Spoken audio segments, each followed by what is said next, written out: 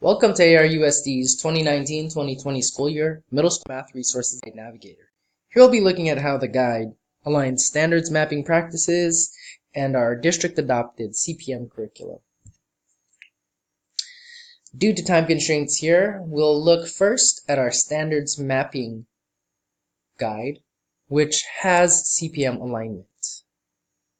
Go ahead and click the standards mapping icon, and we'll go ahead and start with our 6th grade CCS math guide.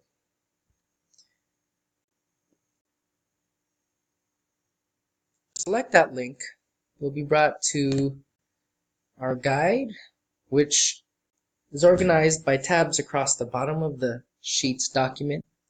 Here we have the introductory page, which tells you some basic information about how this was developed and what exists within. We also have credited at the bottom the sites who participated in this process. And to the right, you have your links back to the Navigator and to different grade level guides that exist and were developed this spring. In this link, you will also find the screencast being developed here. Let's look at our first cluster. In this case, we're looking at major cluster for ratios and proportional relationships, A. You'll notice that in the guide, there are several grouped columns and grouped rows to the left, which allow us to navigate specifically to where we want to look for curriculum resources. In the first part, where it says instructions, we put that to open, and the instructions are pretty basic.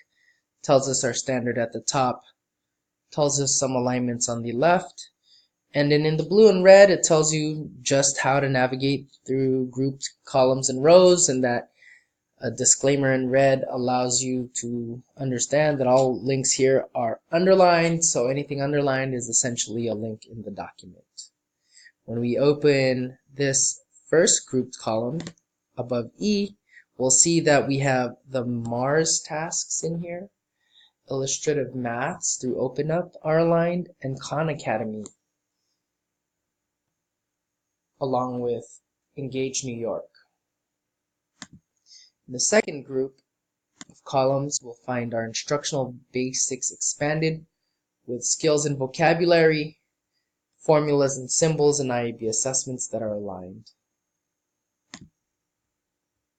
Let's first look at our PA, and we'll notice here that if we're having trouble viewing, we might want to shift to 75% or 90% view. In this case, I've adjusted the view to 75% zoom. And now we'll see we have RPA 1, 2, 3A, 3B, 3C, and 3D. What you see aligned to the standards are, first, the standard in its full text. You have a link to the item specifications to see what do the items look like for this standard that the SBAC is pulling. We also have an alignment to all of the CPM chapters and problems for this standard, an iReady resource linked, and when you open our other supplementary curricula, you'll see links to the supplementary curricula listed above. So again, all links are underlined, and when you select these links, you will be directed to a resource. We have our ELL terms that allow us to make decisions about what type of language we need to have our English language learners exposed to. And going further, we have some content to the right. Okay. As you'll notice, not every single column is completed and are subject to further development, but there's a wealth of resources already that exist in this document. When we're done selecting or looking and reviewing at to what resources will guide our planning, we can close them and move on to the next tab. Here we have the number system, A, C, 7, C6, C5, and this basically allows us to see the different major cluster NS standards that exist. So for review, we could go ahead, open up, we have our standards language. Close the instructions at the top. We have our standards language, we have our item specs, CPM alignments, iReady, we have our terms. Again, if we open the columns at the top, we'll see links to the Mars tasks that are aligned to this standard, Illustrative Math, Khan Academy, and Engage New York, all for your planning needs. When we open the instructional basics column, we'll have our content, formulas and symbols that exist, and an IAB assessment for that standard. As we go through to the other group rows below, we'll be able to review more resources for those standards below. And again, it helps to close whatever you're done working with, so that as you review the other resources, the navigation pane is not too large and hard to navigate. All right, that's it for the introduction on how to use the Math Resources Guide for 6th grade. Again, hit the links and you will be taken to an outside resource that may require some signing in. Now, if we were to go back to our introductory page and select the link to our 7th grade Math Resources Guide, we'll see that we have the same format. Let's let it load. We have our introduction to the grade 7 Math Resources Guide, pretty much the same text for all grade levels. We have our links to navigate to other grade levels as well as the navigator we started with. And then across the bottom, you start with our major clusters, moving across to supplementary and additional clusters. Let's go ahead and look at expressions and equations, which arises as a very lengthy group of standards in 7th grade. Across to the left, we have our access points to the other equation expressions A1 and A2. When we close that, we can go ahead and navigate to equation and expressions B, starting with B3. And then we go into equations and expressions B with the letter 4A and 4B. As with 6th grade, the format is pretty much the same. We have our item specs, CPM, alignments, iReady, Mars, Illustrative Math, Khan Academy, and Engage New York.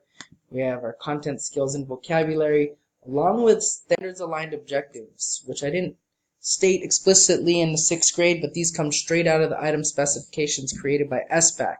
What are the skills and knowledge that students must master in order to do this, perform this standard? We have our ELL terms, formulas, and symbols, and we have IAB assessment aligned to this standard. Let's go ahead and close those columns.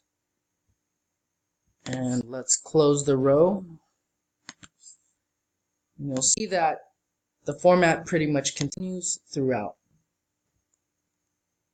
Now, we return back to our introductory page. We can hit our link for the Grade 8 Resources Guide. And we'll see that we start off with the same welcome page, same links to navigate to, and then we go into our other resources.